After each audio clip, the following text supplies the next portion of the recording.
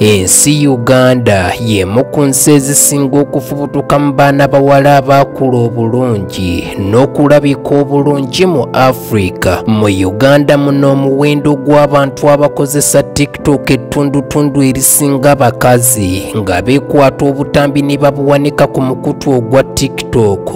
Mu bo leero ndiko abawala 10 benkuleetedde be twakusunsulidde abanywedde mu bannaabwe akendo mu kulabika obulungi mu mwaka oguwedde ogwa 2023.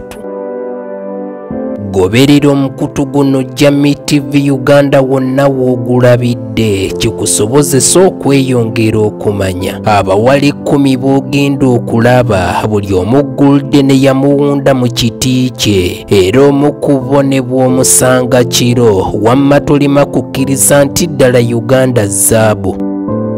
Olaba Jamii TV Uganda mu kifo eky'ekkumi tutandise ne mwana muwala ayitibwa Diana Skies agobererwa abantu 12,109 abanyumirwa obutambi bwe. Muwala wa kikula kirungi ate ng'alabika bulungi ebbanga lyonna beppa okwambala engoye ezooleka obulungi ekikula kye. Mu ky'omwenda tulina mwana muwala ayitibwa Malayika Sham agobererwa abantu 25,775 ebimu ku bimwawula ku balala abamufaananya ekikula ge maaso g'alina aganyumira mu buli kika kya kifaananyi okubw'ogattako obusitufu bw'omubiri gwe ebyo nga tebiyinza butasikiriza bantu 25,000 n'omusobyo kumugoberera.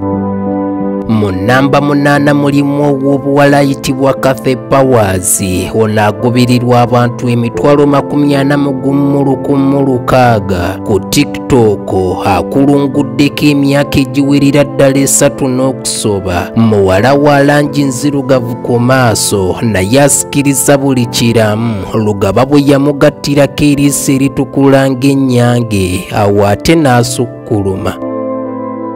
Mu ky'omusanvu mutuddemu abawala 2 okuli Ariana Ssebunya ne Zaira Baby. Ababiri bano be bamu ku bawala abasinga okwagalwa ennyo abantu ku TikTok. Bano buli omu ku kibanja kye vidiyo gy'abaakoze erabibwa abantu bangi awatali kuvaayo ku luyimba kirwakozesezza oba lupya oba lukadde abantu vidiyo baginyumirwa olw'obuyiiyi obw'enjawulo bwe bakozesa. Zaira Baby yekka alina abagobereza 43,22 ate munne Ariana Ssebunya yalina abagobereza 67,906. Ariana Ssebunya y'omu ku bawala abakumya omutindo gwabwe lubeerera ssaako omubiri gw'omusitufu. Zaira Baby ono nzikiriza nkisimbeko n'essira nti ayagalwa nnyo abantu n'ekisinga okusikiriza ennyo ku ye smile gy'alina ereeta n'ekitangaala wabadde enzikiza.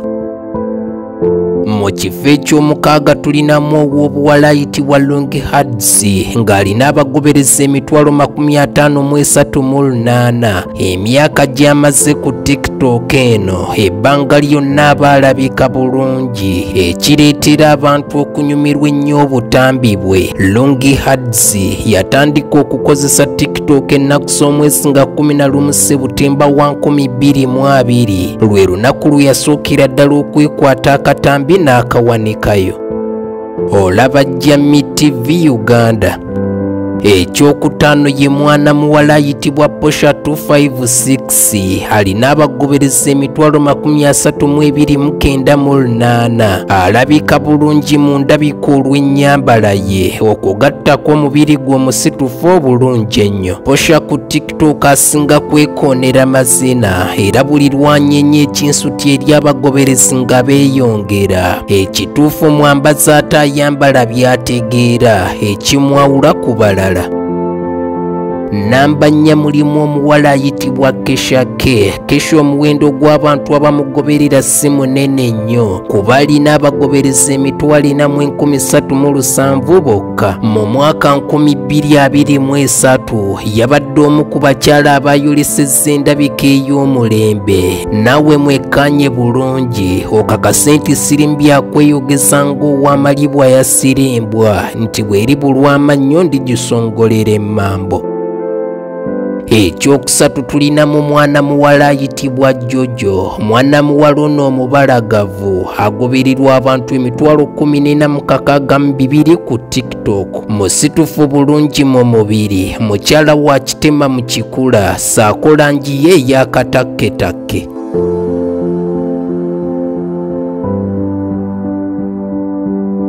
Akutte ekyokubiri ye Brina Sirimbe. Brina ono agobererwa abantu obukadde 2,300 mugundiivu nnyo ne ku mitimbagano egy'enjawulo, wabula ku mulundi guno tuli ku TikTok yokka. Omuwala ono alabika bulungi nnyo okuzaama, si ku TikTok kwokka wabula wonna w'omusiŋŋaanyo okkiriza nti Lugaba yamuweesa gumu. Mu bintu eby'enjawulo Brina byakola ku mutimbagano ebisikiriza abantu abangi bwe batyo okumugoberera, mwe muli okuzannya katemba, era anyumira nnyo abalabi. Muwala ki eyasinze okunyirira oba okulabika obulungi ku TikTok mu 2023? Kalira wekkaanye bulungi. Nkutegeeza okulanga nange bizinensi y'osobola okwettanirwa abaguzi. Nfunira ku nnamba yange ey'essimu eyita wansi awo. Sikulwiseeyo, omuwala eyasinze okulabika obulungi n'okuba ow'ebbeeyi ku TikTok mu 2023 ayitibwa Fatuma, agobererwa abantu 31,89. Mukyala musiraamu ajjudde, ekifuula Fatuma okuba ow'ebbeeyi ennyo. Ono ng'oggyeko engalo ze n'ekyenyi kye, takolanga nsobi kwoleka kiyungo kye kyonna kirala wabweru mu lujjudde. Endabika yennyonnyola butereevu engeri gye yakuzibwamu. Yakula akimanyi nti obusukkulumu bw'omukyala yenna mubiri gwe kugufuula kya muwendo, era ekiba nnantalabika ng'ekimuli ky'endaggu. Sinnakugambako nti abawala ab'owulidde be basinga obulungi ku TikTok, wabula nakugambye basinze kulabika bulungi na kunyumira abantu mu 2023.